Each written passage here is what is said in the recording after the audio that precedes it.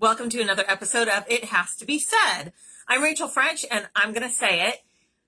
Search engines and big tech and Google and Facebook, they have way, way, way too much influence on election results, and we can't prove it, but we know it's true.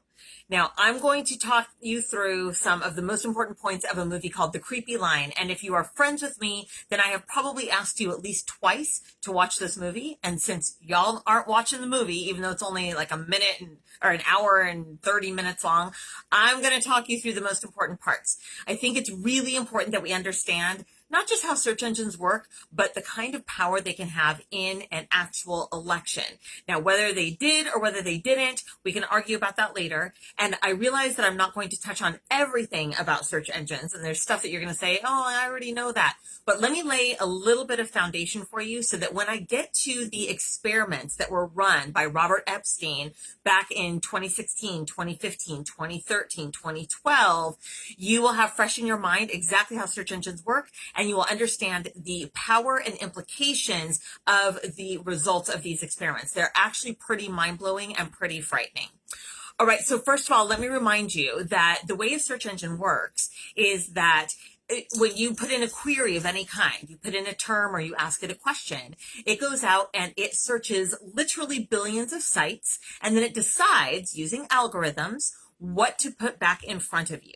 So even if you do a search for a topic that is, very innocuous, carpet cleaner, it's going to come back with thousands or tens of thousands or hundreds of thousands of pages that are relevant to your question or query, but it can't serve all of that up to you, right? It can't even serve up hundreds. It can, but you're just looking for a quick answer most of the time. So what the algorithm does is it makes decisions about what is the most important, most relevant, most helpful, most accurate information to give to you. And it does this in two ways. Number one, it filters. And what that means is there's 1,000 pages about this thing, but I'm only going to show you 500 results. That means there are things out there that you don't even know exist because certain search engines decide not to even show them. You have hit, well, at least I assume you have, I have hit the end of search results before. Well, that's just silly. How could you hit the end of search results? But I have. I have exhausted everything that Google wants to show me. That's because it filters. It decides what it's not going to show you. You can understand why that's pretty important. But number two, once it decides what to show you, even if it were to decide to show you everything, it still has to decide what order to put things in. Now, most people, they don't go beyond the first page of search results. That's been true for many, many years. So if you're a small business owner, for example, or you push a product or a brand, you know that it is essential that you show up in the first page of search results. Because if you don't, there's a chance that you're going to lose something like 90 or 95% of people who are searching for something you have to offer. Now, when you're looking for something like the example in the movie, again, the movie is called The Creepy Line, and you can find it, as of today, you can find it on YouTube and Rumble. You can find it on Tubi. It's been streaming for free on Tubi for years, and I believe you can get it on Amazon Prime as part of your membership. But just do a search, watch The Creepy Line, and even Google will tell you how to find The Creepy Line. The example that's used in the movie is, what is the best dog food? All right. Now, search engines have conditioned us. I'm speaking globally. You might be thinking, I'm above this. I actually know how it works. So I'm really skeptical and careful. Yeah, I'm really skeptical and careful. And I actually have been working with algorithms off and on in my career, since like 1992. So I know how they work, but that doesn't mean I'm not a human being who's easily influenced. You're a human being. You are influenceable. So what happens is you search for something like, what is the capital of Japan? And what Google has done over years is taught you that first result is usually the best result. It's the one that's the easiest and most accurate, and maybe it's the most authoritative. It's got other sites that are linking back to it. So you go, okay, I trust it. When I ask what's the capital of Japan, it tells me. So then when you ask what is the best dog food, it goes out and searches all the sites and it makes decisions about what to show you and what not to show you. And then it decides what order to put things in, right? And on some level we go, oh, whatever's up at the top is probably the best. It's probably the truest. It's probably what I should follow and listen to and obey. All right. Well, what happens when you start to ask about serious things like personal life decisions or who you should vote for or what cause you should support? Now you've been conditioned over time that whatever pops up to the top is what you should trust. Even if you're aware that there's a game being played here, even if you're aware that you've been conditioned, still there are neural pathways that have been set. And if you've been using search engines, then those neural pathways have been being set in your brain. Makes sense? But you're following me? And if you're listening to me, there's a very high chance that you're already aware of this and you think, like I do, we think that we're super diligent and vigilant and that we're not just going to be, fed stuff passively and we're not just going to believe whatever a search engine feeds up. But not everybody is this aware. And I'm going to tell you about the shocking results of the experiments that Dr. Robert Epstein ran. Now, he is, as far as I know, not related in any way to the evil Epstein. He's a 70-year-old guy as of this taping. He's got a PhD from Harvard in psychology, and he's, well published, and he's worked at several schools and with different foundations and organizations and written books and all that stuff. He's also a liberal, for what that's worth. Although he claims to be apolitical, he admits that when it came to the 2016 election, he preferred Hillary in that he felt that she was more qualified than Trump. Okay, so just keep this in mind. Also, he was quoted in an article as saying that many conservatives have really grabbed onto his criticism of Google, and that he finds that he finds that disturbing. That's not the word he used, but he doesn't like it at all. So this is a guy who doesn't really have a dog in the fight in terms of trying to push left over right. And the results of these experiments that I'll tell you about right now, and we're going to jump right into it now, will definitely show that he's just concerned about search engine manipulation and the lack of transparency. Even though big tech claims they're transparent, most of us don't know how to code and we can't read the algorithms and they're not going to show us anyway. So we need to be aware of what's happening here. So what they did was they ran an experiment where they took about 100 people. They started small, took about 100 people, and they wanted to see if they could influence, or if they would influence, election choices, voting choices. So they picked Americans, and then they gave them the 2010 Prime Minister of Australia election. Okay, so people weren't aware of it. It was already over. They didn't know anything about the candidates, Tony Abbott and Julia Gillard. All right. And here's what they did. They created a fake Google. They called it Caboodle. They made it look like Google. And then they planted in the search results that they wanted people to see. All right. And then they asked the respondents, the participants, they asked the participants at various stages, how much do you trust each of the candidates? How much do you like each of the candidates? What is your overall impression of each of the candidates? And if you had to vote right now, which one of them would you vote for? So they asked those 4 questions, and then they served up search results after they asked the people to go and run the searches. What the people didn't know, they didn't know a couple of things. One is they didn't know that the search results were being manipulated, and they didn't know that they were being thrown into one of 3 groups totally randomly. So group 1 was getting very biased or semi-biased, depending, was getting biased search results in favor of Abbott. One group was getting biased search results in favor of Gillard, and one group was a control group where they were getting very mixed search results that were as unbiased as human beings can make them. All right. So in experiment number 1, they had access to 30 search results, if that's interesting to you. 5 pages, 6 results per page, which is less than Google serves up, but it was an experiment. So what they did was they said, okay, have at it. Here's your search engine, Google, see what you can find out about these candidates, and then we're going to ask you questions again. What they did was they gave totally pro Abbott or pro Gillard search results. And then they wanted to see what would happen if people would be swayed by these. And you probably won't be surprised to find out that they were swayed by the search results. As they read result after result, source after source that was pro one candidate or the other, they were in favor of that candidate and more likely to vote for them.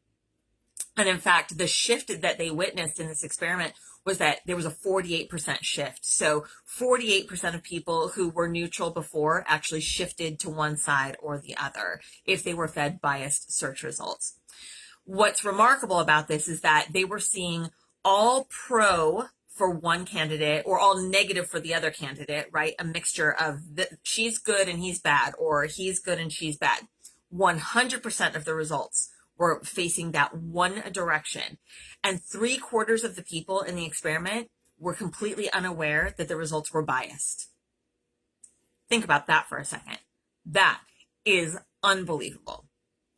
It's almost as unbelievable as what comes next. So then they wanted to see what would happen. Well, what if we made it a little sneakier? What if I mean, people were already unaware that the results were biased, but they thought, all right, well, let's push the envelope a little bit. So in experiment number 2, they took the 4th search result and they made it favor the other candidate. So you still had, say, 10 in a row, and the 4th one was for the other candidate. All right. You would think that the shift would be less than 48%, but no, this time the shift was 63%. So even more people were moved toward one candidate when there was a little bit of negativity about them in there. Now, why is that? Well, one of the reasons is because of confirmation bias. So once you think something, anything else you see tends to support your point of view on it. It's very interesting. And in this case, where there was a 63% shift, a bigger shift toward the candidate, 85% were unaware of the bias. So more people than the first time were unaware of the bias, right? Because of that one negative or that one positive for the other candidate. This is how stupid people are, okay? This is how stupid people are, that you give them 10 search results that say all good things about one candidate, and you make number 4 say something bad about them, and people are like, yeah, this seems totally fair.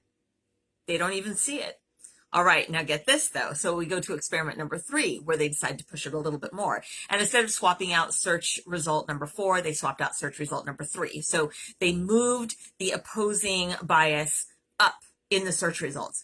And this time, 100% of the participants were unaware of a bias at all. They had absolutely no idea that they were being served up completely biased, one direction search results. That is pretty remarkable. So let me just stop there. You can make your own decisions about what that means, but I think it is positively mind-blowing. And I think about the times when I'm running searches on Google or any other search engine, and I mean, sometimes you got to scroll way down to find something that goes in the opposite direction, but the way headlines are written, sometimes you think you're getting a pretty fair group of search results, but the more fair you think they are, the more fair you believe they are, and they can really sneak a lot of stuff in there. So super important. All right. So then they took the experiment nationwide, and they had more than 2,000 people. So instead of 100, they had 2,000 plus, and they pulled people from all demographics, from all political leanings again, and from all 50 states this time. And what they found was that they could get a shift in some demographics as high as 80%. As high as 80%, they could influence the vote of these people just by how they manipulate it. And actually, in this case, what they did the first time was they ran the experiment the way they did the third time, which was all they did was swap out search result number 3. That's the only one that they gave that was contrary to the rest of the search results. It's really, I mean, it's truly remarkable. And 99.5% of people didn't see a bias of any kind. 99.5% of people were unaware that out of 30 search results, one that leaned the other way, they saw this as a completely fair representation of information and news about these candidates. Absolutely crazy. All right. So what they did next was they went to India, where there was an election going on, and they ran a similar experiment. In the creepy line, they don't get into the details of it, but what they found was that depending upon the demographics, that they saw as small, the lowest shift that they saw that they could have was a 20% shift. and the highest was 60%. So the first time they're manipulating everything, and the second time they're not manipulating everything. There's an actual election going on with actual news results out there and other things happening in the world. And these people have a vested interest in being informed. So that's a significant difference between the first set of experiments and this set of experiments in India, was that there was, they had a dog in the fight. And still they were unaware, the participants were unaware of the bias. Crazy.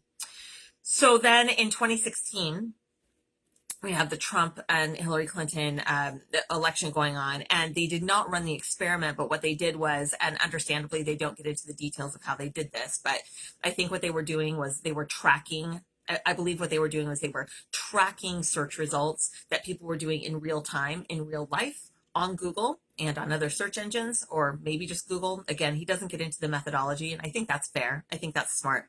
But they were able to track what people did and where they clicked off to and what it is they looked at and what they searched for, okay? And so what they found in watching what people were doing as they were searching for information and news about the candidates was that they found that there was bias in all 10 of the first search results served up by Google, and that all 10 of the top search results consistently over time were pro-Hillary and anti-Trump.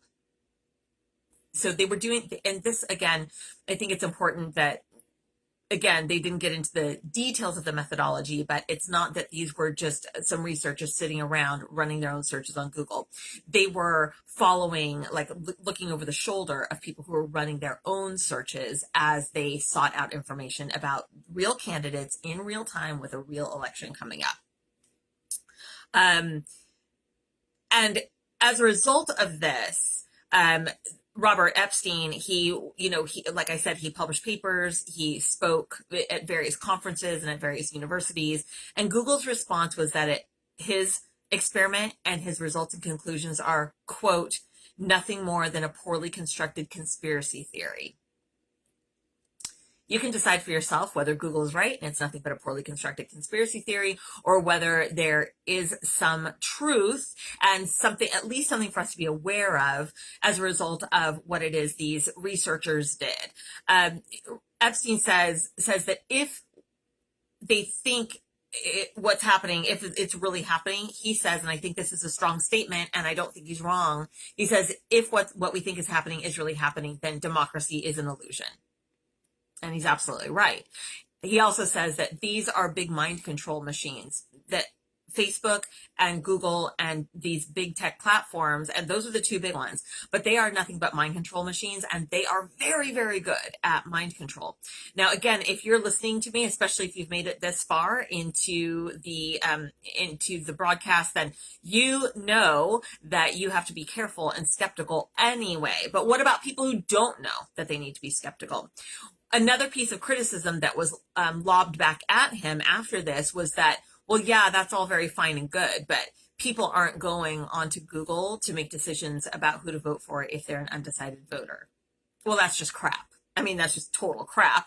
And aside from that, forget Google. Let's think about Facebook. They decide exactly which news stories to feed up, and they're suggesting pages all the time. And I don't for 1 second believe that there aren't things that are sponsored that Google's getting paid for that we don't know about. I have seen with my own eyes, and you probably have too, I have seen people and brands and companies show up in my Facebook timeline that don't say sponsored, but they're clearly ads, or they're people who are clearly paying to be exposed to a new audience. And it doesn't say sponsored. And not only that, but I can't report the post as spam. That means stuff is happening on the back end. So you'll never convince me. You will never convince me that Google does not serve up search results based on either their own opinions and their own desires, or based on money that's being paid. You'll never convince me that rankings are not influenced by things behind the scenes that are directly connected to either getting what they want or getting paid. In fact, again, if you're a small business owner or you're involved in marketing at all, then you know that if you have a Google My Business page, you show up in search results much more quickly. In fact, you can't even show up in search results really just with a website without a Google My Business page, but you need a Google My Business page in order to rank. You won't rank higher than sponsored ads, but you will rank on the first page if you do it right. And the things you have to do it right include, and they never tell you this, but those of us who work in the industry, we have seen the results with our own eyes. We know that if you put up posts, sort of like social media posts, but they're Google My Business posts, that if you do that, you get boosted. And if you have a YouTube channel connected to your Google My Business page, you get boosted. And if you have YouTube videos that are embedded on your website and your website is connected to your Google My Business page, you get bumped up. So there are a lot of things that happen behind the scenes that you only know about through trial and error. If you're in the marketing field or in the business field or in the technology field, then you know these things. But the average person has no idea that that's going on behind the scenes. And they don't want to tell us, and they don't have to tell us, because they claim that they are transparent about certain things. It's a limited hangout, right? A term that I only recently learned. A limited hangout is where they tell you part of the truth so that you don't even push for the rest of the truth. A very smart limited hangout, by the way, was the movie The Social Dilemma that came out in 2020 and streamed on Netflix. I was floored that such a movie would be allowed on Netflix, which is obviously also big tech. They're all in bed with each other, scratching each other's backs. And I couldn't believe it, but I watched it and I was like, well, I mean, this is stuff we already know. They want us addicted. They want us hanging out on the platform for as long as possible, and they're collecting our data. There's nothing new there. But I had already seen the creepy line, and I highly recommend that you watch it. I mean, what I'm doing is not doing it justice. I highly recommend you watch the creepy line. Even if at the beginning you think, I know all this, it lays the groundwork for some of the other things they're going to tell you later on in the movie, and they're going to talk about what happened to Jordan Peterson and what happened to Brett Weinstein, and just a lot of really interesting things. It's worth the watch. And I had also seen, and this is something else I highly recommend you watch, and I searched for it today on YouTube to make sure that it's still available, and it is. I would like you to go and type in Zuboff, Zuboff. Her name is Shoshana Zuboff, and there's a VRBO documentary. I believe it's called Surveillance Marketing or Surveillance Capitalism. That's also the name of her book. She is, again, a liberal who is so outraged and so terrified of what big tech can do with all the data they're collecting about us. So it gives me hope that there are people who are technically on the other side of the aisle, but really they're just classical liberals. They don't want us to be controlled by a few people. And this point is made multiple times that we're really talking about a handful of people working for a handful of companies who are making such far-reaching decisions about what to show us now that we live our lives online, that they have a tremendous amount of control over things like elections. So we ought to be aware, we ought to pay more attention, we ought to pull ourselves offline to the extent that we can, although, I mean, pulling ourselves offline is difficult. We're always looking for a good search engine, but it seems like one by one they fall like dominoes, don't they? It's a scary time. It's a scary time. So the most important thing that we can do is be aware, be really aware, check our own confirmation bias, and do our research using different search engines. Don't rely on Google. It clearly has a bias, and we don't know exactly, because we can't read minds, we don't know exactly what they want us to do and why. We just know that there's a big club and we're not in it. And if you remember, nobody on the left wants to hear anyone on the right talk about fascism. Both sides are screaming, you're a fascist, you're a fascist. But if we think about Mussolini and what he said fascism is, I'm going to mess up the quote, but he said it's the fusing of government and corporations. That's what he said it is. And we've seen this, we've seen it. Over the last 3 years, it's been particularly in our faces. But fascism is where the government and the business world are so fused and so united that you can't even slip a piece of paper between them, and they just move in unison to get the rest of us, poor proletariat, to do and think whatever it is they want us to do and think and believe. And if you're not paying attention, you're just going to do and think and believe what you're influenced to do and think and believe. And so the more we pay attention and the more skeptical we are and the more the tighter our filters are for truth versus lies, the better off we'll be. And so this is information that I hope you'll share with someone. You can, if you like what I had to say and you think it's a time well spent, please share this video. You can leave a comment on YouTube or Rumble. You can follow me. Really, my videos are all designed to not have to be watched. You're supposed to be able to listen to them. This is a podcast first. So you can find me on Spotify, iHeartRadio, and Apple Podcasts as well. If you don't want to share this with someone, that's fine. But next time someone's talking about, search engines or election results or bias or the news, this is a very easy thing to let them know that this is happening behind the scenes, or at least we've got some pretty good evidence that it is, and we've got zero evidence that it is not happening. We've got a lot of evidence it is happening and zero evidence that it's not happening. So maybe just mention this to a friend, especially one who seems to be a little more willing to just take things at face value and question nothing. This is important information, and I'm glad that you stuck with me through to the end. I hope that you found it interesting and useful and informative. I've now watched The Creepy Line 3.5 times, and I've watched the Shoshana Zuboff documentary twice. It's time for me to revisit it. And that's where you can go to get some very important information about surveillance marketing and surveillance capitalism, and have a better understanding of how big tech is collecting our data and using our data. And it's not just to sell us ads, it's also to sell us beliefs. All right, well, thank you very much for sticking around to the end. Have a great day.